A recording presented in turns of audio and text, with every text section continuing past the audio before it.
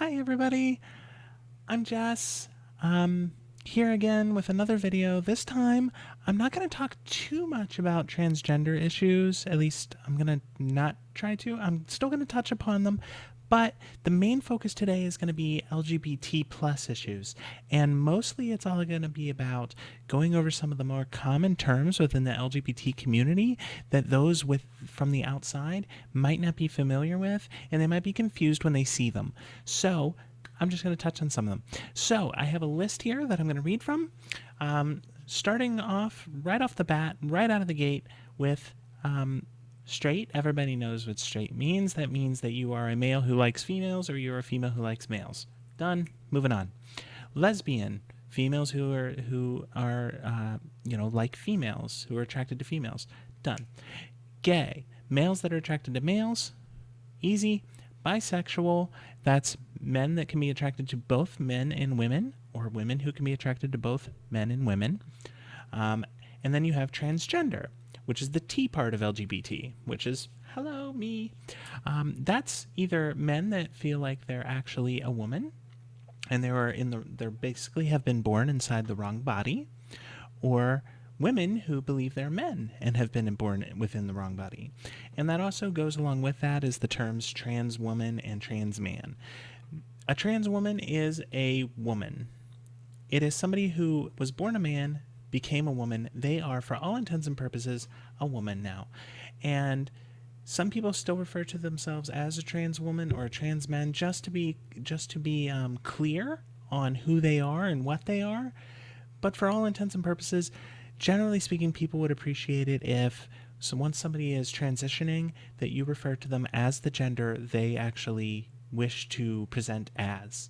So if they're a male going to female like myself, you would refer to me as female or as a woman. And vice versa for women that are transitioning into men. So that covers the LGBT part of that statement, but usually there's a plus at the end, or sometimes there's a Q and a plus, or sometimes there's all of these other jumbled letters. So what the heck do they all mean? I'm going to cover at least a handful of them. I don't know. I'm sure I'm going to miss a whole bunch, but I'm trying to get just some of the more common ones out there for people that don't really know much about it. The first one is going to be cisgender. That is CIS gender. What that means is that you identify as the gender that you were born as. That's your normal, everyday, typical man, your everyday, normal, typical woman. A man who lives his life as a man, or a woman who lives their life as a woman, and they're totally cool with that. And that's all it means is that you're not transgender. It means that you don't identify as like an asexual, or not even an asexual, but you don't identify as transgender or androgynous or anything like that. You're just who you are, the way you were born. That has nothing to do with the actual sexuality of the person. You can be a cisgendered person who is gay, or a cisgendered person who is straight, or a cisgendered person who is bisexual, etc., etc. We're kind of blurring the lines here between gender types and sexual orientations, but I wanted to make sure I'm just kind of covering everything. Transsexual. Now, I already said transgender. Transsexual is something different. Transgender is a man who's transforming into a woman who just was born a woman inside their head, but their body didn't match. Transsexual is one of those people who have gone the extra step to get their entire sexual orientation switched over. So they've gone through the surgeries and everything to have their actual genitals and body archetype and everything switched over to that other gender. Transsexual versus transgender, that's really the only difference there. And it's really important that people understand that just because you're transgender doesn't mean that you want to get your penis removed or your vagina removed and get the other genitals and things like that. Transgender people don't always go through a full transition. They don't always get surgery. It's just somebody who was born in the wrong body. That's all that means. And there's a huge wide berth of people that were born in the wrong body that come in all shapes and sizes. And transsexual is a more specific phrasing used for people that have gotten a complete gender reassignment surgery. Next up would be transvestite.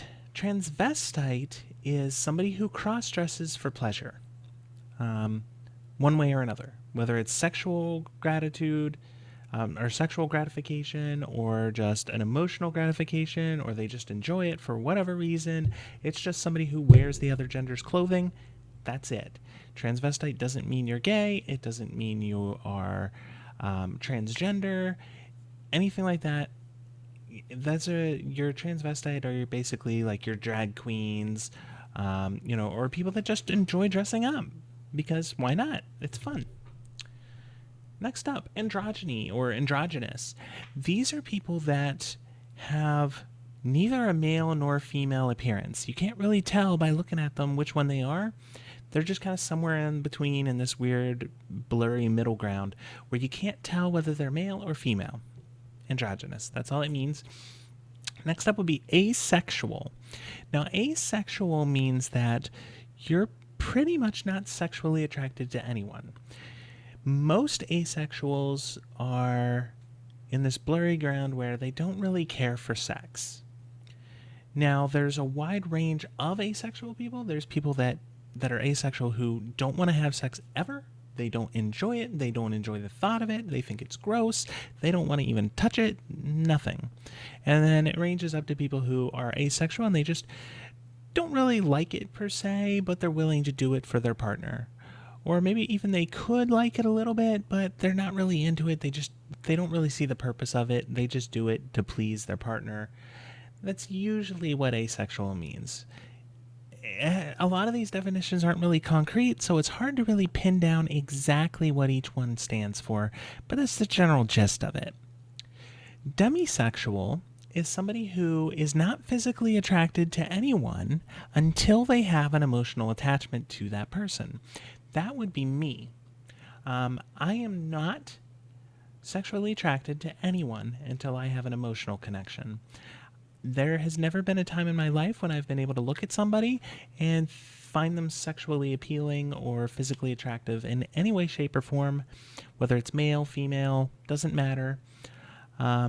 It's not until I have that emotional connection with them that I begin to see them in that light. So that's what demisexual means. Pansexual means all. Pan means all. And so being pansexual means that you are attracted to all genders. This is where things get a little blurry because people get confused and they say, well, what's the difference between that and bisexual? Well, bisexuals are attracted to both sexes.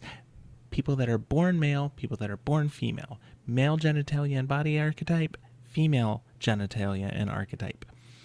Pansexual is more specifically in the genders, which is the social construct of how we view people. So I am female when it comes to gender.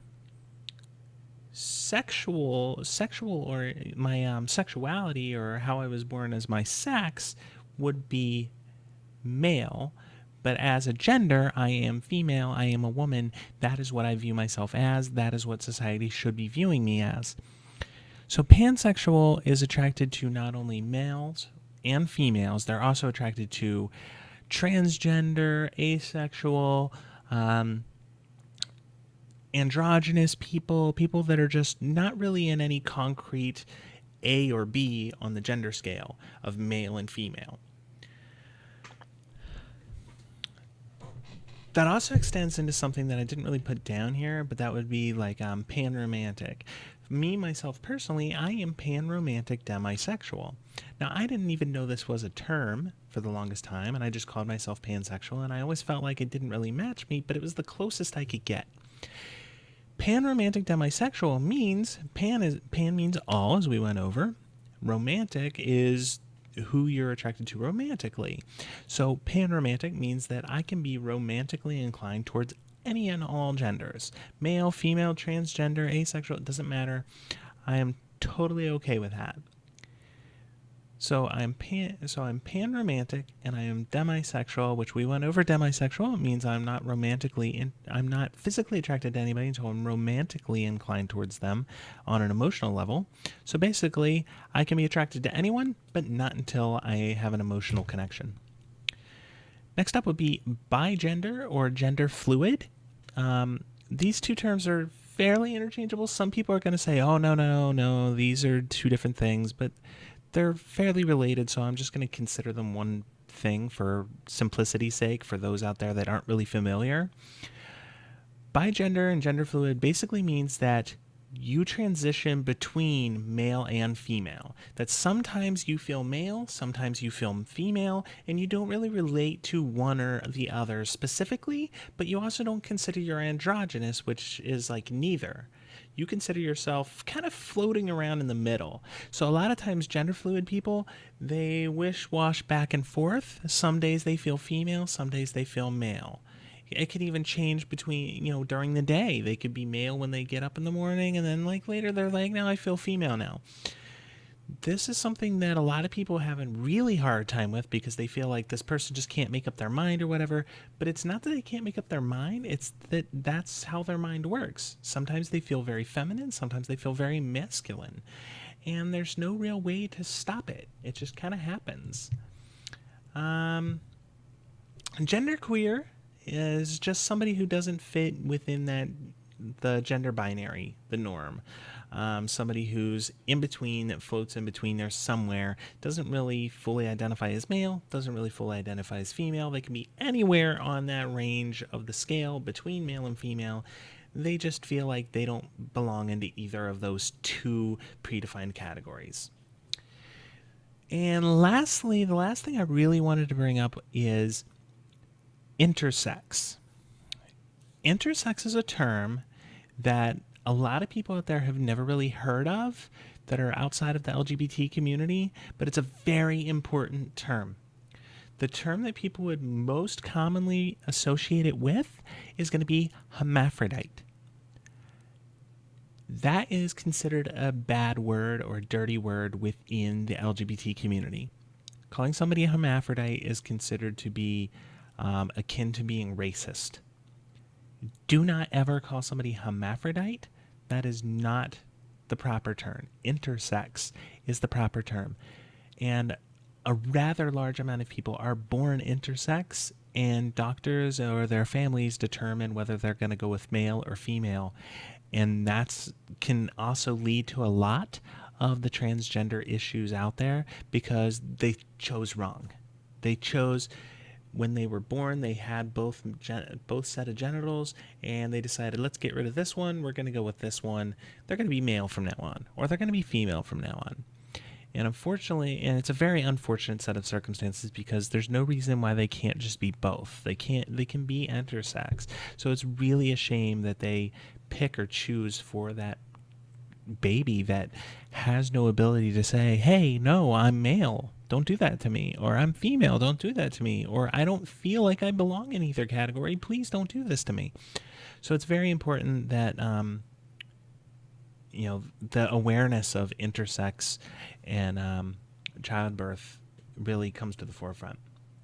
And I didn't add this to my list, but something else, again, touching back towards transgender issues. Do not ever, please, ever call a transgender person a tranny, a she-male, a ladyboy, anything like that. It's highly offensive. It is akin to calling a black person the N-word. Don't do it. I know that a lot of people out there watch porn and they're like, oh, it's tranny porn, it's she-male porn. That's why it's offensive. Because people who are transgender are not a fetish, and those words were designed specifically to create it as a fetish. Please don't use them. Anyway, I hope this helped people out there who aren't really familiar with the LGBT community as a whole, who are very confused by all these different terms that they've never heard before and have no idea what they mean. Hopefully this helped you in some way. If it did, Fantastic. Please share it to your friends and family. Like it, favorite it, whatever you feel like doing. But please, at the very least, pass it on to those that could use this. Pass it to people that you know who are in the LGBT community, who are having a hard time with their friends and family, who don't really understand these things. Hopefully, this is going to help somebody out there in some way grow to understand these terms a little bit better. And until next time, later.